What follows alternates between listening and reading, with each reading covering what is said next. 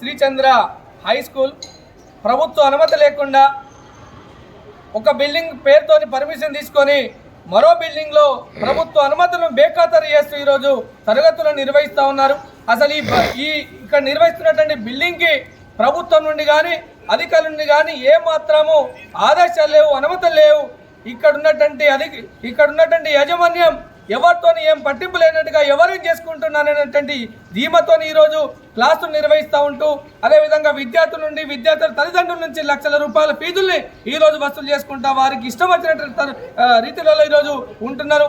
దీనిపైన విద్యా సంఘాలుగా మేము అక్కడ ఉన్నటువంటి యజమానిని అడిగితే అందరూ ఓకే అయిపోయారు, మీకేం బాధ అనేటువంటి విషయాన్ని ఈరోజు ఇక్కడ ఉన్నటువంటి ప్రిన్సిపల్ గారు చెప్తా ఉన్నారు.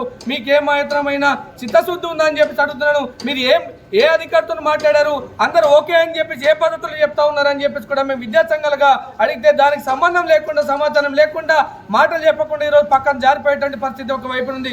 తక్షణమే ఇక్కడ ఉన్నటువంటి మండల విద్యాశాఖ అధికారులు కూడా వచ్చి దీన్ని తనిఖీ చేసి ఈ స్కూల్ని సీజ్ చేయాలని చెప్పేసి కూడా మేము డిమాండ్ చేస్తా ఉన్నాము. ఇప్పటివరకు ఏదైతే అనుమతి లేకుండా నడిపించారో ఖచ్చితంగా వారి పైన చర్యలు తీసుకోవాలి.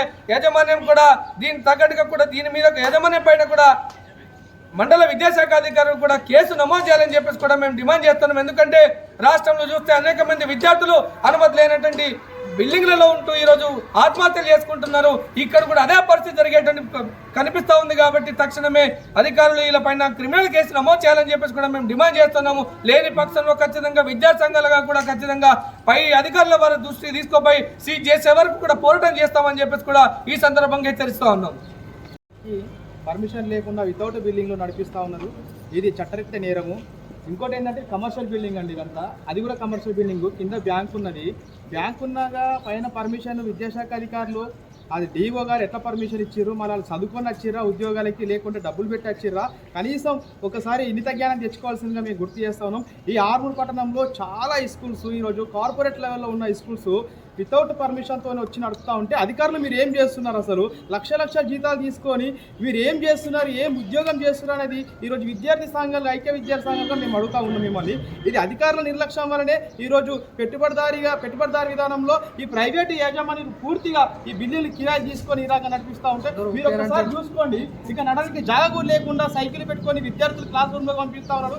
అధికారుల కళ్ళు కనిపిస్తాయో మరి గుడ్డి కళ్ళు అయినాయా అని మేము అడుగుతా ఉన్నాం. ఈరోజు తక్షణమే అధికారులు వీటిపై చర్యలు తీసుకోవాలి. ఈ పైన పక్కనున్న శ్రీచంద్ర హై స్కూల్ కూడా సీజ్ చేయాల్సిందిగా మేము డిమాండ్ చేస్తున్నాం. లేని పక్షంలో ఇది కలెక్టర్ దృష్టికి తీసుకెళ్తాం, ఆర్జెడ్ దృష్టికి తీసుకెళ్తాం. ఆ విషయాన్ని మేము గుర్తు చేస్తా ఉన్నాం. తక్షణమే దీన్ని సీజ్ చేయాల్సింది.